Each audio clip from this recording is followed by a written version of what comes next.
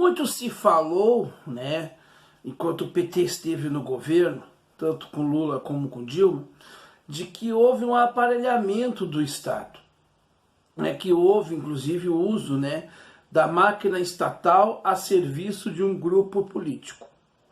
Isso vários jornalistas denunciaram, né? Eu também, da minha parte, também concordo com isso. Houve realmente o aparelhamento, sim, do Estado por parte do PT, mas também está tendo um aparelhamento do Estado por parte do Bolsonaro. Talvez até pior que do PT. Está sendo pior, porque é aquela história, se você critica, você não faz. Mas o Bolsonaro acha que manda no Brasil, ele é o dono do Brasil, e nós temos que ficar rebaixados a ele, e acabou porque ele ganhou a eleição. Quer dizer, é o mesmo discurso do outro lado, né? Quer dizer, não se aceita a crítica a Dilma porque a Dilma foi eleita pela maioria. E eu dizia, gente, não é por aí. Temos que aceitar a crítica, se ouvir a crítica, porque é uma questão, não é porque a maioria da população votou no presidente ou na presidente, não importa, enfim, que não se possa fazer uma crítica a este mandatário. Não tem nada a ver uma coisa com a outra. Então o Bolsonaro, ele acha que ele é o dono do Brasil, ele está fazendo o que ele bem entende. Como um bom adolescente que ele é, porque ele não cresceu, ele não amadureceu, ele continua fazendo, né, tendo as mesmas posturas. E ele faz isso mesmo, né? Tanto é que ele quer, né, por um ato de nepotismo, colocar o filhinho querido dele para fritar hambúrguer, né, e ganhar um salário de embaixador dos Estados Unidos, né? Ele tem uma teia de pessoas de sua confiança em cargos, né? Muitas vezes as pessoas nem estão fazendo aquilo que elas foram nomeadas, mas estão a serviço do Bolsonaro. Quer dizer, a gente está vendo uma série de coisas, uma série de disparates, né? Essa gente toda aí criticava lá atrás, quando o PT fazia coisas também que não estavam adequadas. Mas é aquela história, pau que bate Chico, tem que bater em Francisco também.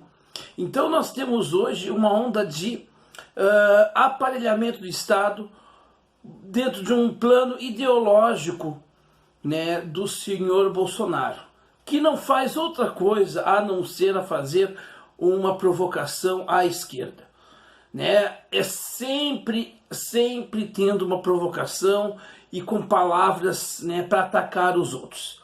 Nenhuma proposição até agora para nenhum problema. Ao contrário, problemas que não existiam ele cria, e os problemas que estão aí ele aumenta. Quer dizer, é de uma incapacidade, né, e de uma moralidade de goela, como diz o Ciro, que realmente não dá para levar a sério, né? Realmente o Bolsonaro é um tipo político que não se leva a sério. O problema é que ele, não se levando a sério, ele ainda é o mandatário, né? Ele é o presidente da República, e ele não tem nenhum respeito aos ritos, né, da presidência da República. Ele realmente não, né, enfim. Aí eu olho assim, fico pensando, né, aonde a gente chegou. Aí tu olha, super interessante falando em novo obscurantismo, super interessante falando sobre novo obscurantismo. Aí tu vai lá, o Giraldelli tá falando sobre essas questões, né? Aí tu vê no meu amigo professor André Jacobina falando no senso de que as pessoas elas estão ficando doentes com esse estado de doença coletiva que o Brasil está, né? Como é que a gente vai lidar com tudo isso? A grande questão, gente, para mim, assim, enquanto homem, enquanto pensante, é o seguinte: a gente está vendo que nós estamos brincando com a democracia. A democracia está em xeque com o Bolsonaro. Por quê? Porque se usa do aparelho estatal para perseguir pessoas. Este filme já tem na história. É só a gente pegar os capítulos e ver claramente que isso aconteceu lá na Itália de Mussolini, por exemplo, ou mesmo na Alemanha de Hitler. Ou por que não falar de Portugal de Salazar, ou mesmo também com a Espanha de Franco.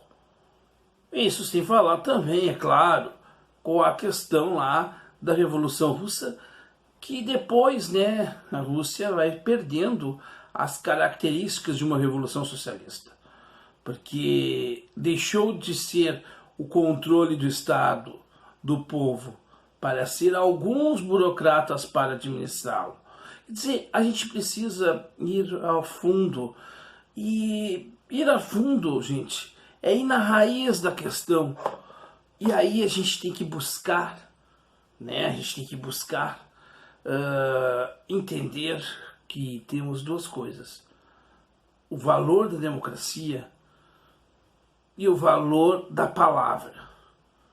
Quem não honra com a palavra, quem faz estelionato eleitoral, que é o caso do Bolsonaro e de muita gente, irrompe com a democracia, porque para uma população que não é, né, que não tem uma formação política, é mais fácil a generalização. E essa generalização da classe política abre precedentes muito perigosos, do tipo: para que manter tudo isso?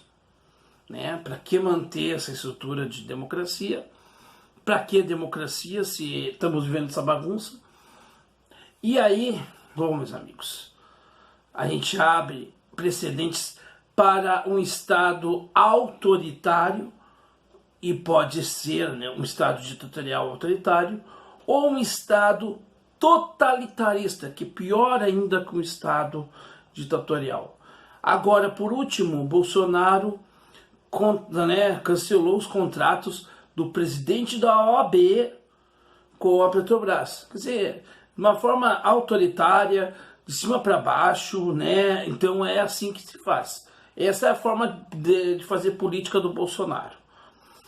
Agora, né, nós temos também uma situação em que os torcedores do Corinthians foram agredidos por fazer protesto contra o Bolsonaro na Arena Corinthians pela polícia. Teve envolvimento ali, me parece que, não estou muito por dentro, mas não estou por dentro do fato, mas eu estava ouvindo uma análise do Reinaldo Azevedo, e o Reinaldo Azevedo também está apontando para essas coisas, para essas minúcias que podem ir construindo um Estado autoritário. E nós, do campo progressista, nós não podemos deixar que isso aconteça, porque estamos chocando os ovos das serpentes, e as serpentes vão nos picar. Mas, enquanto isso, a gente fica vendo as divagações para cá, divagações para lá.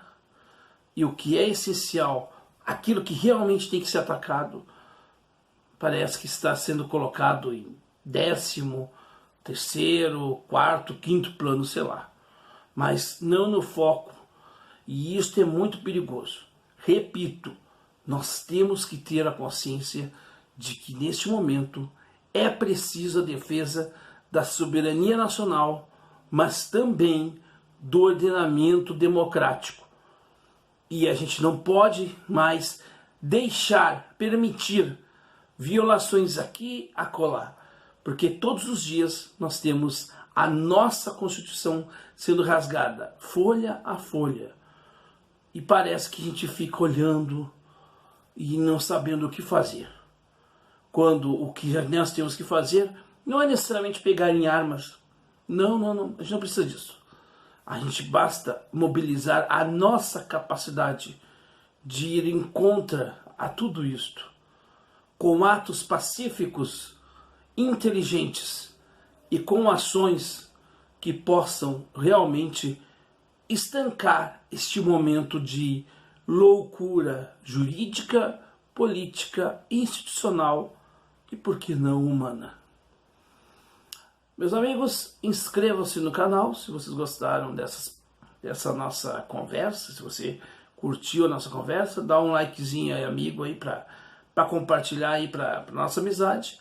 Compartilhe com os amigos, converse com as pessoas sobre esse assunto e também traga o seu comentário, que é muito importante.